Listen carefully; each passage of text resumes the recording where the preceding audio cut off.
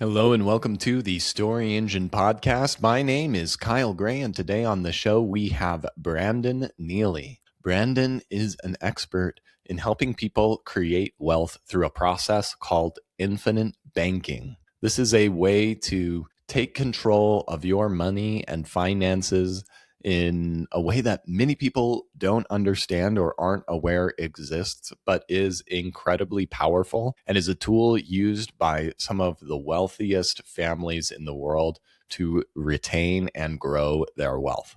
So I'm excited to explore and co-create a story with Brandon on the show today. Let's hand it over to Brandon. Brandon Neely, welcome to the Story Engine podcast. Hey, thanks, Kyle, for having me. I'm excited to share my story here. I am excited to explore it with you.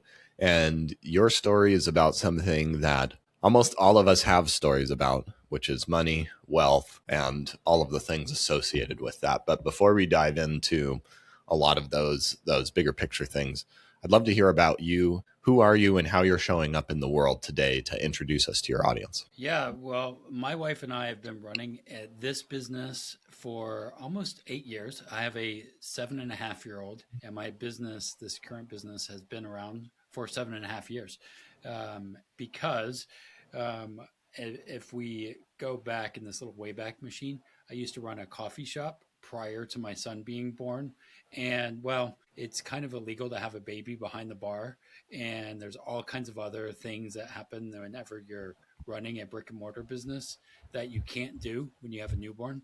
And so we transitioned into the financial world, not realizing how crazy, how opinionated, how backwards the financial industry is. We just wanted to help people have a solid financial foundation and kind of build like some of the things we've built. And how long has it been developing your own financial business? How long has it been since transitioning from brick and mortar to building this out? What's the story of Mm-hmm. your building a business, helping others build wealth? Yeah. So I'll go back to our first business. Mm-hmm. So with our first business, we had learned, we had done all the Susie Orman, Dave Ramsey videos. We were told, well, you don't start a business until you have money. Well, if you have no money, how do you start a business, right? That's the hard part, right? And so as we thought about that first business, we bootstrapped. We actually sold coffee because it's a coffee shop. On the L, we were doing bags of coffee in suitcases, which is kind of probably illegal, um, and selling it almost like door to door to try and bootstrap and make the revenue to get the money to start the business. Right. So we built this business. We had all the things were building, doing the things. We learned about this thing called infinite banking. Infinite banking is properly designed cash value that you could access and if you need it, right? So as a business owner, I need access to capital Mm-hmm. in case something happens. Well, guess what? Something happened in our business. We had built all these little things, the systems, but there was this point where the roof was off, a repair was happening, and a freak storm happened. And well, you know, when a storm happens and there's no Mm-hmm. roof, there's this thing called water that comes in. Well, my staff calls me. They say, you need to come in. The store's falling apart. I thought they were being like a little extravagant, Mm-hmm. over the top. Then they show a video and the store is literally falling apart. Water everywhere like a hurricane. And so we actually used our policies, our cash that we had saved for an emergency to overcome the flood. And it was because of that access to capital that we were able to sell that business, not close it. Now, Mm-hmm. fast forward just a little bit, we didn't know actually that my wife, while walking through the flood water, was pregnant. We had no Mm. idea. So we're like, oh, great. We found out a month after we were starting to recover from that. Oh yeah, and by the way, your wife's pregnant. So we were thinking about this. We're like, this one guy had always come over to our. He was a patron of ours, He would always ask, "What's my number? What's your number? What do you want to sell this for?" And this is not the best way to do a transition of a business whenever they want to buy. But I said, "What's your number?" Because I'm done with this place. I'm tired, and pretty much sold it. Not the best way to do any kind of transition that way, but I did sell it. And then my wife's like, "Well, now you need to go get a job." And I was like, "A job? I'm unemployable. There's no way I can get a job." So my mentor had a job interview. I applied, and he told me later, "No, you're too entrepreneurial." And I said, "Well, that sucks because I think this thing that you do really helped us, helped a lot of people. I implemented profit first as well, and well, he came back and said, "I have an idea. How about you and your wife start your own agency, and I'll coach you?" And I said, "That's even better." And so we launched into this business a little over 7 years ago, and have been helping people ever since. And more about cash flow, not so much about what money should go in Tesla stock or this, but more of how do we build a good, stable financial foundation, especially when everything is volatile. There's a lot of, I don't know, we went through in the past 7 years. I don't know if you remember this thing called COVID happened I 5 years do ago. remember it. Yeah, I there's all remember kinds of it well. things that have happened that you're like, wow, this is volatile, crazy, ups and downs.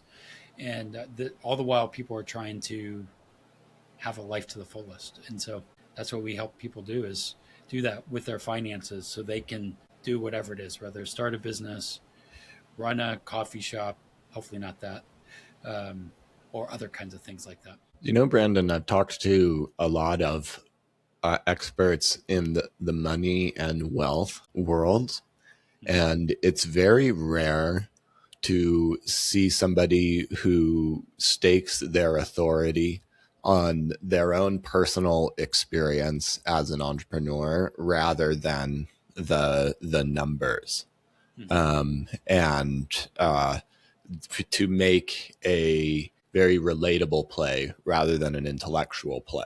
And I can understand why a lot of financial experts would do that, but I have to commend you to see that. And I think that's what a lot of people really want is somebody who could know what it feels like to be them, to make those decisions, to have that kind of choice that Mm-hmm. you faced there, somebody that can guide them through their equivalent moments. Um, and then because of that experience, because of being able to transition what could have been a total disaster into maybe not your like stellar exit of Instagram, but still transitioning into an entirely new life smoothly and and building a new business that was aligned with you. So was there what additional from starting the business, what additional he gave you some coaching, what were the steps to increasing your repertoire to helping people strategize wealth? Yeah, some is literally just hearing their stories, right? And Mm-hmm. knowing, like, I in the coffee shop days had to make sure like payroll happened. I had to make sure that when we had low days or high days, how does that work? How does that affect me as an employer? Um, or when you have staff and they're deciding, oh well, this milk, let's just pour extra and then dump the rest out in the sink. I'm like, that's a waste, right? How do we best do those kind of things? It's not just about money so much as I want it to grow, but I want to make sure that we're sustainable. And there's three things that I think every business owner and entrepreneur should um, think about. And I believe we're in a place where everybody is like doing side hustles. Mm-hmm. Almost everybody. Um, it's it's know that that you're called to something because it's going to suck at times and you're going to want to quit. Whether you're leading a TikTok movement, a podcast, or whatever, there's going to be times that you just don't want to do it, right? And so Mm-hmm. you have to know that you're called to it. Have a team around you that care about not just what you produce, but about you, right? And then know your numbers. That's the three things that I think are really important. And so having that profit first system in place is really powerful. But those three things are what helped me transition. And as we've in this business, running the firm that we do now hasn't always been easy, but it's about having those three things in place and having people that care about you. You've mentioned profit first a few times, and it's a term that I've heard many people speak of before, but it might be the first time our listeners have. Can you explain, maybe just give a highlight of profit first, and what is the core advantage, or what do you get that you enjoy from profit first? What did you notice when profit first was working for you? Yeah. So a couple things. So when we look at the money world, and we put money into, let's say, a 401k or something, right? We want to have a return, right? We want to see that go up, right? That's what we want. Mm-hmm. We want a distribution. We want to see that Tesla stock grow, right? That's kind of how we say what is successful, right? Is did this go up or did it go down? If it went down, that's not good, right? Mm-hmm. So what profit first is making sure as a business, it's kind of like the bucket system.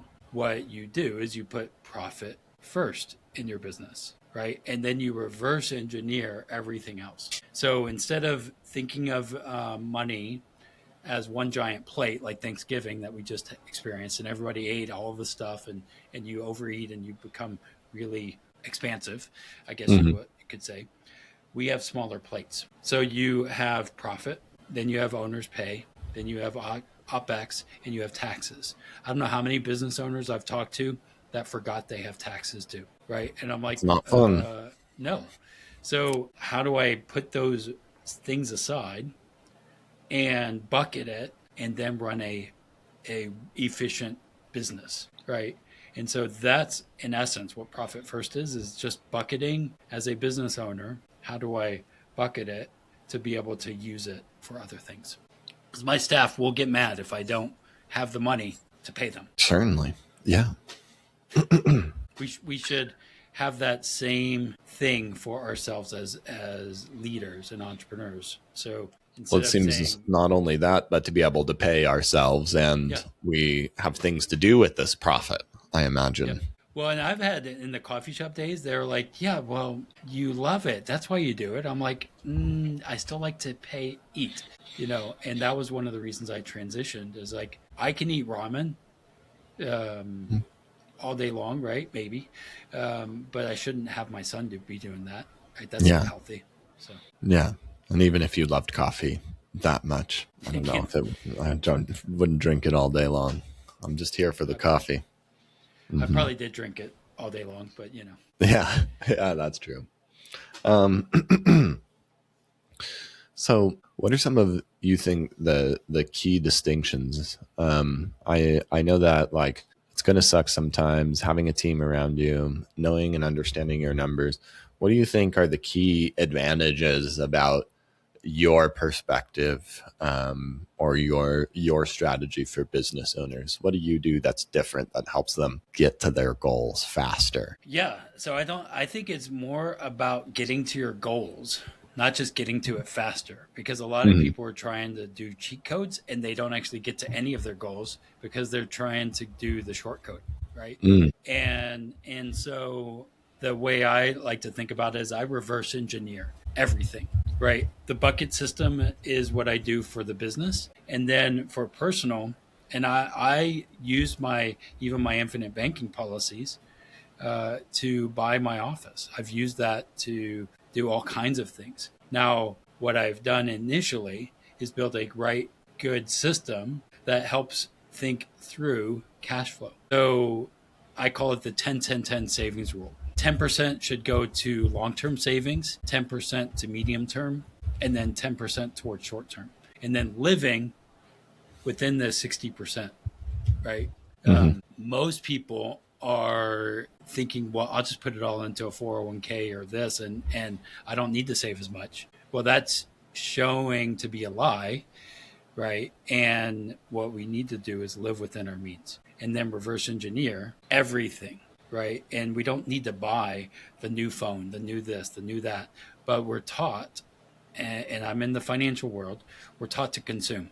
We're taught to keep buying, getting more, have how many subscriptions, right? All the time. And so how do we keep expanding, but how do we live within our means and then expand in percentages, not in just dollar amounts, right?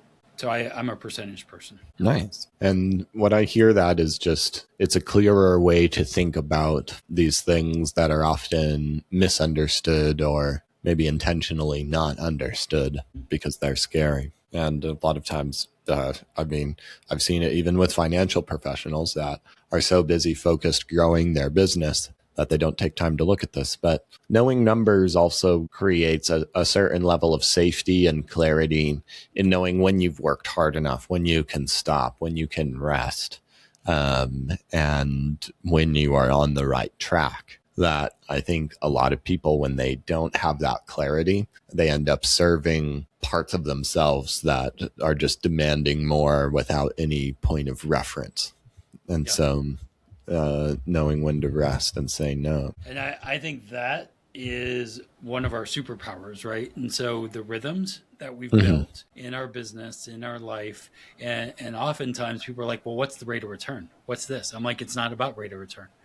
It's about having good, clear systems that help you live the life that you want now, not just when you're 75 and then you're ready to retire, but you have no way to, right? So, Mm-hmm. so we have a thing we call the still method, and the still method, and that was in our book here, the Five Smooth Stones.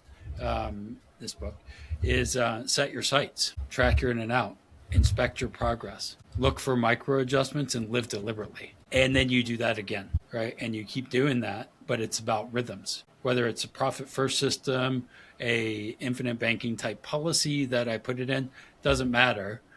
What we're doing is regular rhythms and asking, how did this align with our goals? Then Mm-hmm. you might use EOS or other systems to help figure out, am I moving further towards the goal or away from it?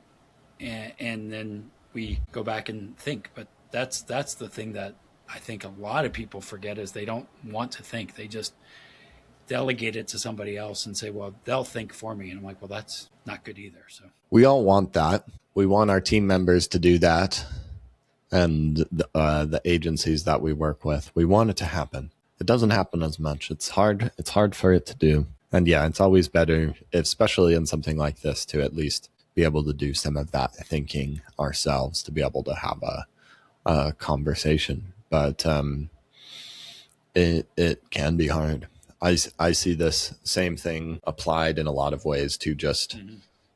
trying to grow a business for almost this need to prove something Yep. more, or that is like this insatiable force. And I've seen it grow things beyond, or just take businesses. A lot of the times, what I see is success that kind of looks like it's success external, but ends up being a life that's really out of alignment, that Mm-hmm. has the consequences of health, of relationship, or of the business falling apart. We hear stories about it all the time coming through here. But Well, and wealth is not just money, right? And mhm. so I've seen TikTok videos. I've seen people say, "Well, my top line is this." I'm like, "Yeah." And as I do an assessment, I'm like, "Wait, what's your real revenue? You generated $1 million for Amazon, Mhm. but you have zero money. You're actually in debt up to your eyeballs. That doesn't seem healthy to me." But you can say I'm $1 million business. Um, Yeah. Yeah. Brandon, I'm curious. You've given us a few hints, but I would love specifically one of the times where things were the hardest. It may have been the roof, or maybe even sometime in your wealth building business where you had to know that you were called to something. And like, what was a specific moment where you had to be able to trust that and trust things, but it was out of control. Similar to the flood, but I imagine you have more than one of these stories. Probably way too many. Yeah. I would say when it comes to priorities. So when we first started our second business or the first business, um, it was the second year of the business. I think we were married for about, I don't know, 5, 6 years, and everything. It was just really, really hard. And I remember just we had just, I don't know, let's see what happened. My cat died. My mother-in-law died. My grandma died. Mother-in-law had a stroke. The business wasn't doing great, and we had a miscarriage and some other things in the second year of the business.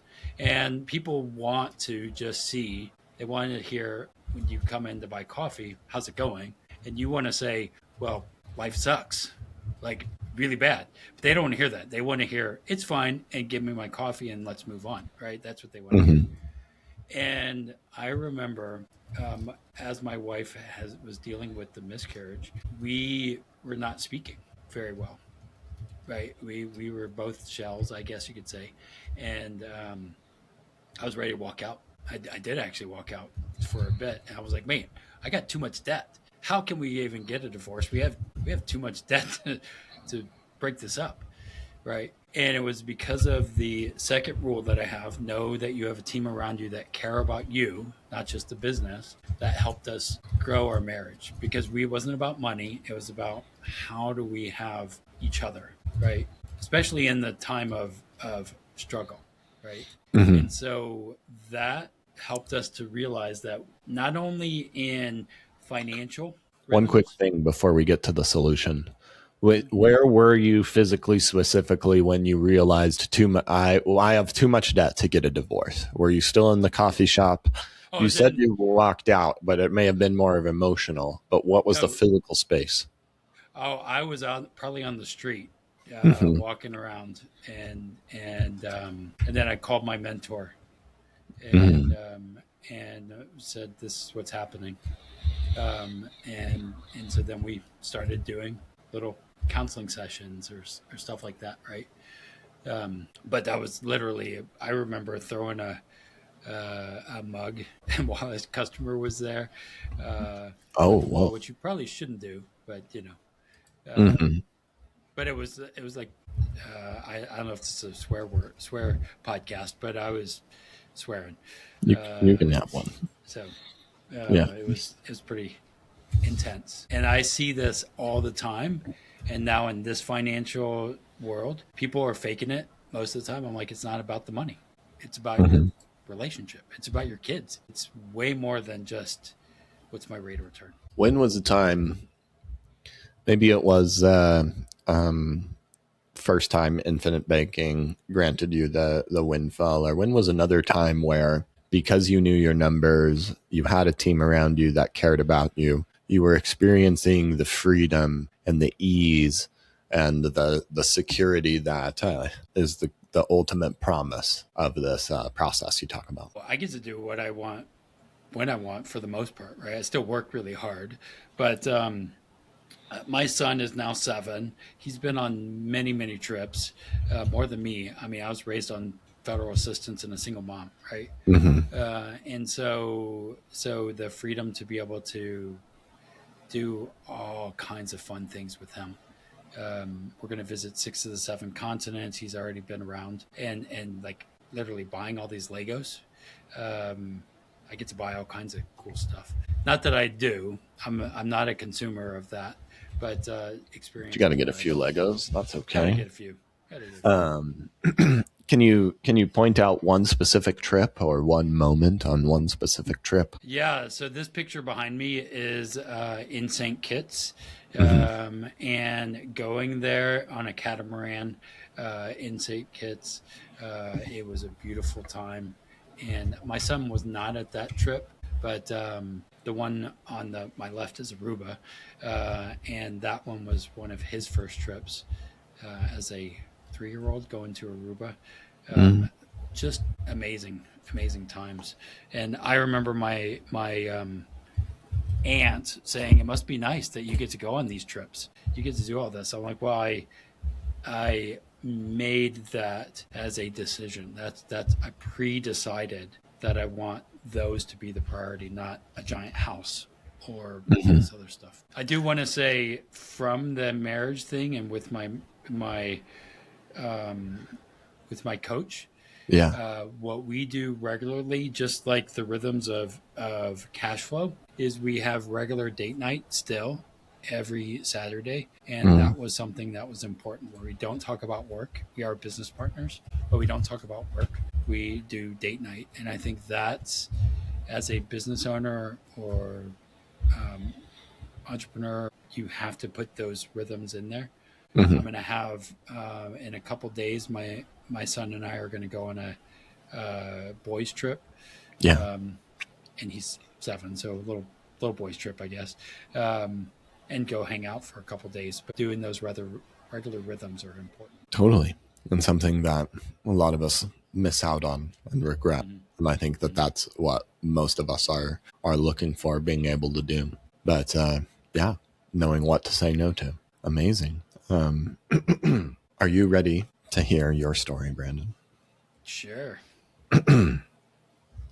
It was one early morning. I was already a few coffees in, cleaning a mug, barely holding it together as I'm warming up the shop, greeting people as they come in. How are you, Brandon? I smile. In my mind, my cat died. My mother-in-law died. Health problems. There's challenges in my business. And most importantly, my wife is going through one of the biggest struggles of her life, a miscarriage. We're wanting to start our own family, and it seems impossible at this time. I say I'm fine, and I smile, and I make their coffee, have the nice foam, and hand it to them. The next person comes in. How's it going, Brandon? And I smile again.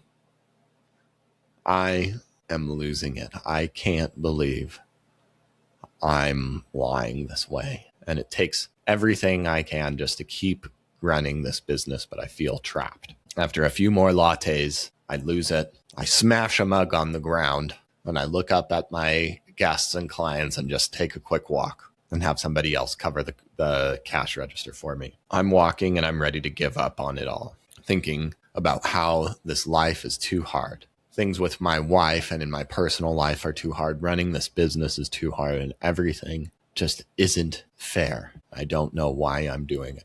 I think that if I just keep walking and going and just leaving it all behind, that maybe it would just be better to start it all over. And I realize I'm still trapped. I'm in too much debt to get a divorce, to walk away, to vanish. I call my mentor and start to recalibrate myself.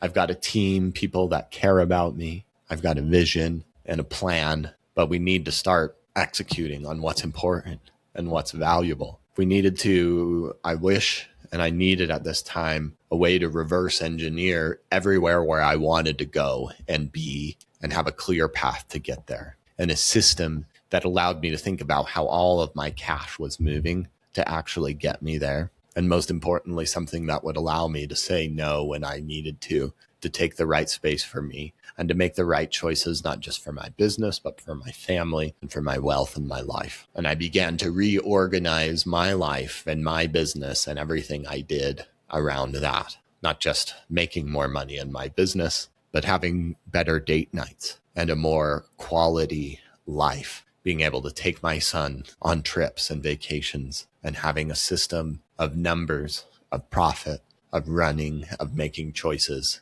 that allow me to have my most valuable moments, the ones that I went into business to start in the first place. And I can remember one weekend coming back from a trip to Aruba with my son, the first time getting him to go on different beaches and move in the waves, and getting home and the boy's aunt saying, "Oh, that must be nice that you can go on all these trips." And I say, yeah, it is nice. I decided this. I chose this. You know, so many of you out there are running businesses just like I was. Life is hard and it's uncertain and it's challenging, just running a business in itself, much less everything else life has to happen. And I'm sure many of you are at the point or have been at the point where you want to walk away from things just like I did. And I want to tell you now that the system that I've put together can work for you in the same way. And I want to show you exactly how we can start to create this clarity in your business so you can have more of the moments that you want the most of as well.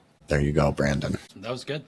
That's Thank you. definitely Yeah, our why behind why we're in the financial world. And I'd say most financial professionals really they don't have the why. They just put it into, again, Tesla stock or who knows whatever else. There's if there's any industry, where it's almost something to be said. There is something to be said for a boring financial planner. But I still, of course, I love a good story, and I appreciate that you again led with that art and led with that authority, and have used it throughout your whole conversation with me today. So you are truly unique in this industry, and it's been a pleasure discovering that and exploring that with you today, Brandon. Do you have any closing thoughts for us today? And where can we go to learn more about you? Yeah.